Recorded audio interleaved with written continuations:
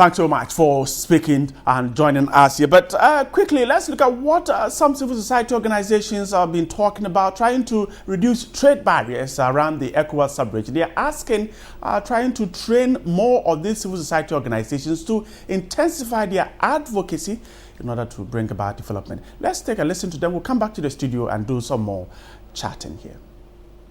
The West African Civil Society Institute, in preparation for its annual conference, is seeking to build the capacities of civil society groups to focus more on advocating sub-regional unity.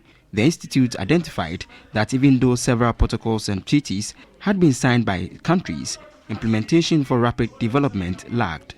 The Executive Secretary of the West African Civil Society Forum, Dr. Jibrin Ibrahim, spoke about the need to build the capacity of civil societies. We should each year convene civil society to take issues on a number of strategic questions.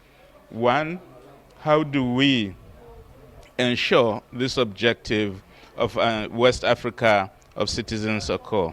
How do we address critical issues confronting our democracy and social cohesion in the region? How do we amplify the voices of civil society to make sure they impact both within our countries and at the regional and international level the work we do with communities? The two-day workshop is a preparatory ground for the first Civil Society Annual Conference in West Africa. Right, so you're welcome back, and we'll begin the discussion now. Of course, the forum is going on in Accra, and I have in the studio Dr. Abdoulaye Diallo. He's the General Secretary of the West African Civil Society Forum. Welcome to News at 10. And let's begin from here. Civil society organizations, how do you think they have performed so far? So far, civil society, and thank you for having me here. Right. It's a pleasure to be with you. But I can tell you that if we look at history, if we look at what has happened in many countries in West Africa, it is easy to say that civil society has been playing a very critical role in the development, in everything that's happening right now in our states. That is not to say that civil society is doing a perfect job. That is, we are far from saying that. But we have to recognize that without civil society in our societies, maybe things would have looked in a different way. So they have done well, but you think there's more room there for is much more to do. Much more to do. Not only at the level of civil society, but also at the level of states. How can we revisit the relationship between states and civil society?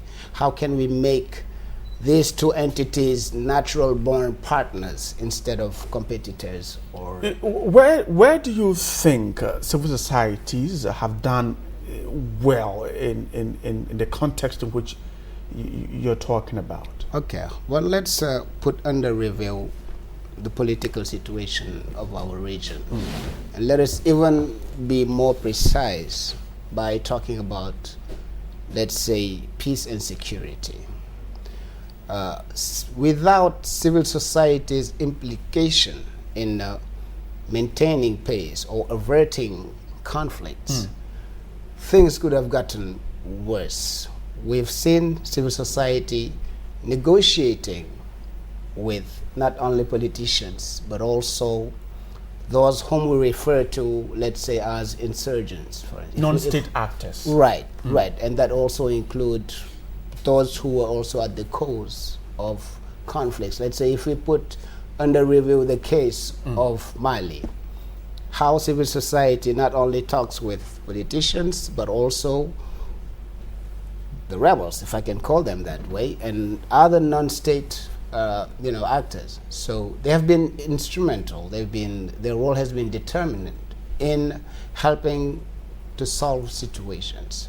So in that sense, they have been very effective. But as it's been stated earlier, there are also challenges. What challenges precisely are you talking about? They have done well, but what has been their main challenges in improving what they do?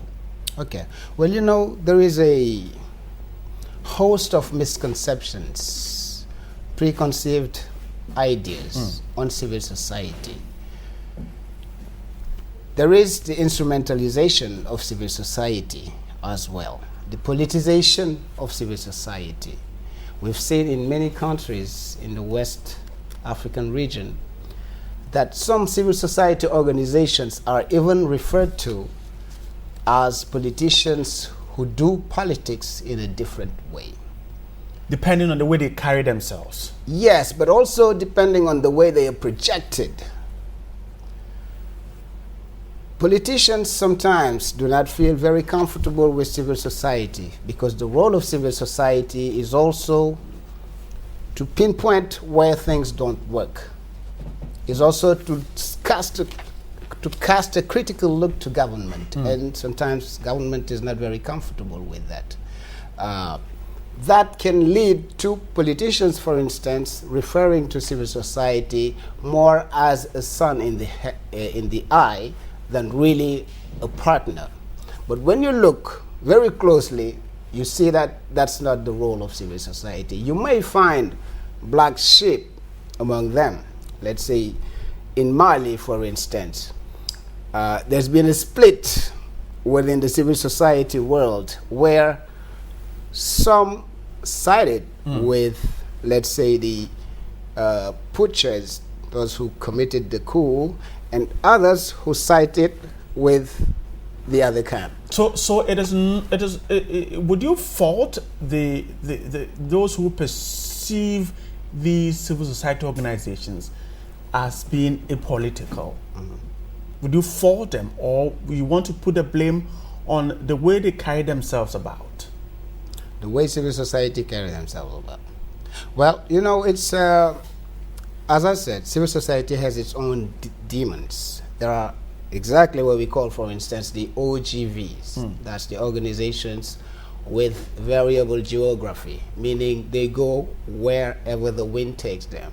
This is more about personal profit or personal promotion than really working for the people. You can find that within civil society. Right. But when you look at it closely, you would see that actually maybe 95% of civil society is very engaged and is there for the interest of people. And governments also are supposed to be there for the interest of people. So if they both have that interest, why don't they work together? Why do we have to create that rift when these are actually natural born partners?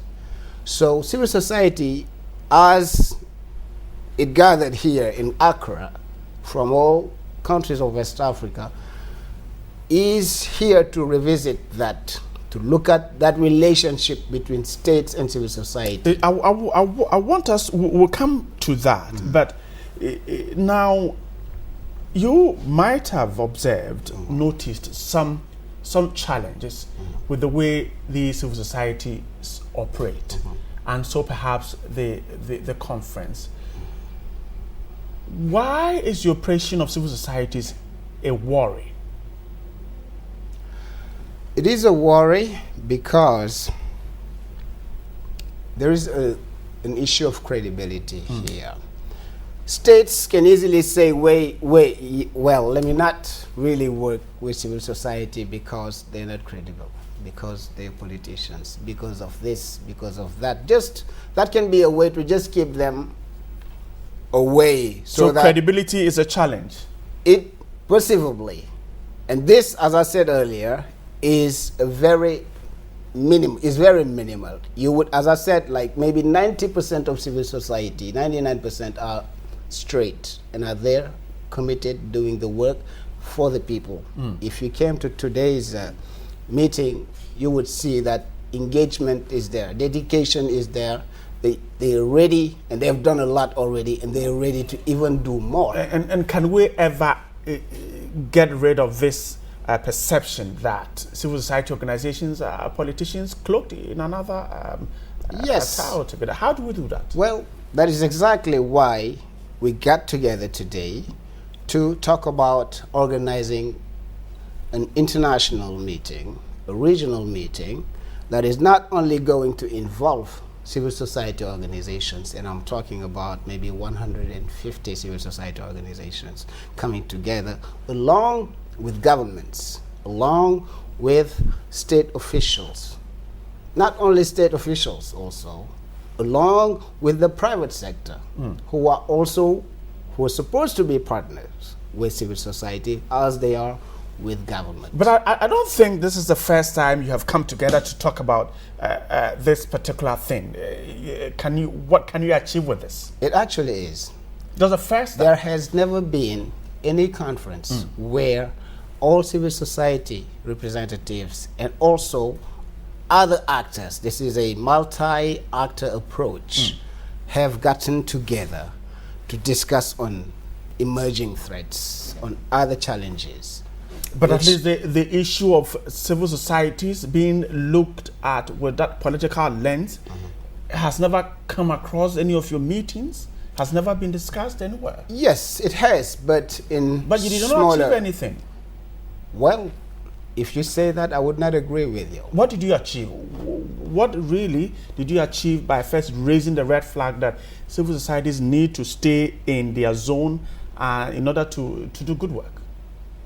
Well, there are many networks of civil society organizations who work around issues, let's say, children's rights, girls' rights, working against early marriage, for instance, and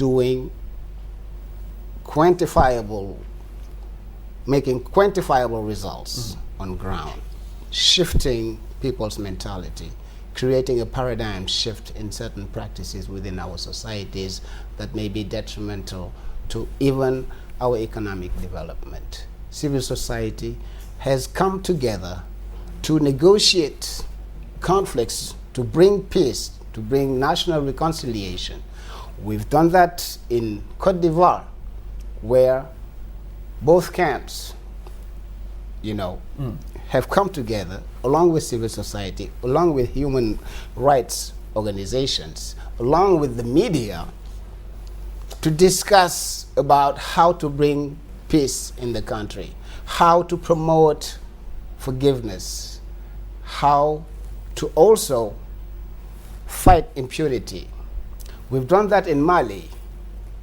We've done that in Guinea-Bissau and other places which WACSOF has been to bring peace and security in the region. Can you punish civil society organizations that will not do its core work of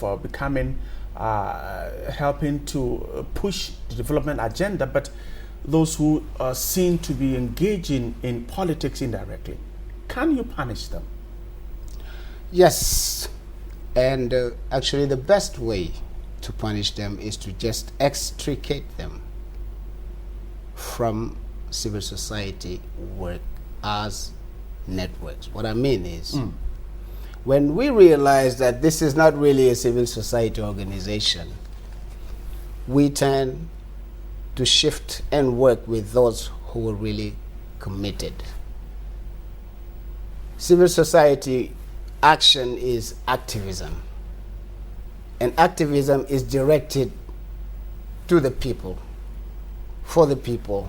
Therefore, anything that may work against that has one way or another has to be extricated. So there are indicators. System. If you want to extricate some of them, there are indicators. Absolutely. What are some of the indicators? Well, you analyze the situation. Civil society organizations do not work in a vacuum. What I mean is, in many cases, there needs to be a coalition of different organizations around an issue, which sometimes is actually cross-cutting. It goes beyond, let's say, one country. When we take into account, for instance, the issue of the youth bulge and unemployment and its ramification to enhancing insecurity, to enhancing violence, to enhancing rebel activism, for instance. That's an issue that goes beyond, let's say, Mali only. Let me ask you this. I'm not sorry for cutting in rudely. Right. What is worrying about the relationship between civil society organizations and governments? What is worrying about it? What I can say is there is this perceived cleavage. This between the two. Yes, they're working together, because if you take into account the case of the West Africa Civil Society Forum, WACSOF, which I'm leading, WACSOF's creation emanated from governments, actually, because they have realized that government alone cannot make it. Because, for instance, if you bring policies to improve health, to improve free movement, to improve trade, and many other things, you have to include people in that. And who are people? Civil society organizations go much further than where states can go. And if you want to implement a policy, you have to involve people. So for you to involve people, you have to involve civil society. That is why, within the framework of the ECOWAS, for instance, now there is this new direction, which is to shift from the ECOWAS of the states to the ECOWAS of the people. Because they have realized that by just forming a clique of government officials and enacting or deciding on policies without really going to the ground and seeing what the reality is and what are the ingredients that are supposed to be part of this policy so that it can really see the light of day. When you realize that you need people, you have to find them. And that is how civil society now, through WACSOF, which is an umbrella organization that has within itself more than 150 civil society organizations, has been mandated by states in West Africa to bring the voice of the people into the regional arena of decision making, where they can bring their input, tell them, yes, you were deciding this, but if you do not take into account this and this and that, and if you do not bring people into it, it is not going to work. For instance, if we take free movement, you decide there is no border. Trade should happen freely. And yet when you go on ground, it's a different thing altogether. It's a totally different ball game. So how can you decide this in paper and still see the opposite? And how can civil society push government to ensure these protocols and treaties are working? Can they play that role? Yes, because as we know, if we take into account the West Africa region, the policies that are decided at the level of the ECOWAS have a supranationality nature to it. They are supposed to be even more potent than national constitutions, which means that states are supposed to abide by these supernatural laws that have been decided from above. Now, when states do not follow, civil society is supposed to come not as adversary, not as party poopers, but they're supposed to come and remind them, hey, this is what you signed. This is what you said you were going to do. Maybe you were trying, but you may be doing it the wrong way. So we come in to tell you, here's an alternative. Try this.